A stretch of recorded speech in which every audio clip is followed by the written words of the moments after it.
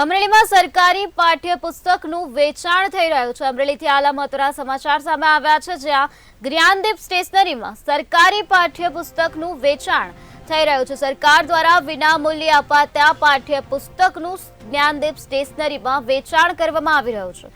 પાઠ્યપુસ્તકના વેચાણનો વાલી દ્વારા પર્દાફાશ કરવામાં આવ્યો છે।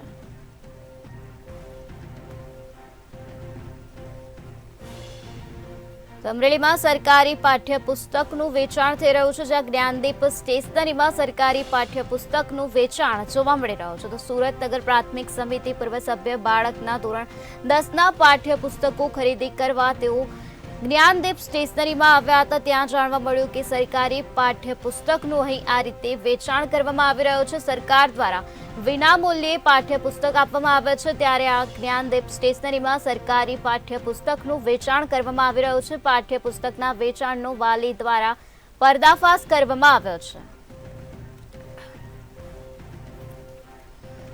તો અમરેલીમાં આવેલી જ્ઞાનદીપ સ્ટેશનરીમાં સરકારી પાઠ્યપુસ્તકનું વેચાણ કરવામાં આવી રહ્યું છે। સરકાર દ્વારા વિદ્યાર્થીઓને આ પાઠ્યપુસ્તક વિનામૂલ્યે આપવામાં આવતા હોય છે, ત્યારે આ પ્રકારે જ્ઞાનદીપ સ્ટેશનરીમાં પાઠ્યપુસ્તકોનું વેચાણ જોવા મળી રહ્યું છે।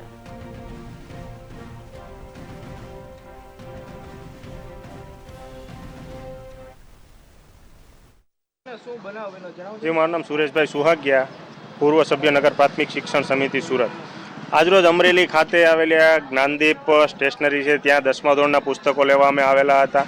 તો પુસ્તકો લીધા એટલે એણે અમને બિલ બનાવીને દીધું। એની અંદર ગુજરાત રાજ્ય પાઠ્યપુસ્તક મંડળના જે વિનામૂલ્યે વિદ્યાર્થીઓને આપવાના પુસ્તકો એ પુસ્તકોનું વેચાણ થતું ધ્યાને આવ્યું, એટલે ડીઓને પણ ફરિયાદ કરવામાં આવી છે।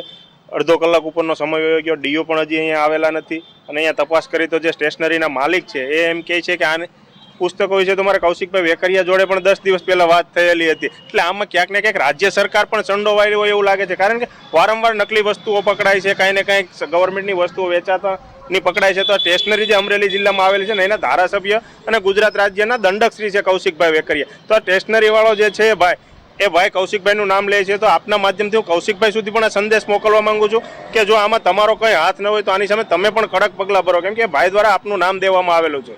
ને ડીઓને પણ આપના દ્વારા ઠપકો આપવામાં, કારણ કે અડધો કલાક પોણો કલાક થઈ જવા છતાં ડીઓ પણ હજી સ્થળ ઉપર આવેલ નથી। ડીઓને કીધું હતું કે તમે પહેલાં લેખિત ફરિયાદ કરો, એટલે અમે અહીંયા ત્યાં લેખી ફરિયાદ કરવા જઈએ ત્યાં અહીંયા પુસ્તકો જે હોય તે સગે વગે થઈ જાય। એટલે આ રીતનું અત્યારે તંત્ર ચાલતું આવેલું છે, અને આ ભારતીય જનતા પાર્ટીની સરકારમાં ક્યાંક ને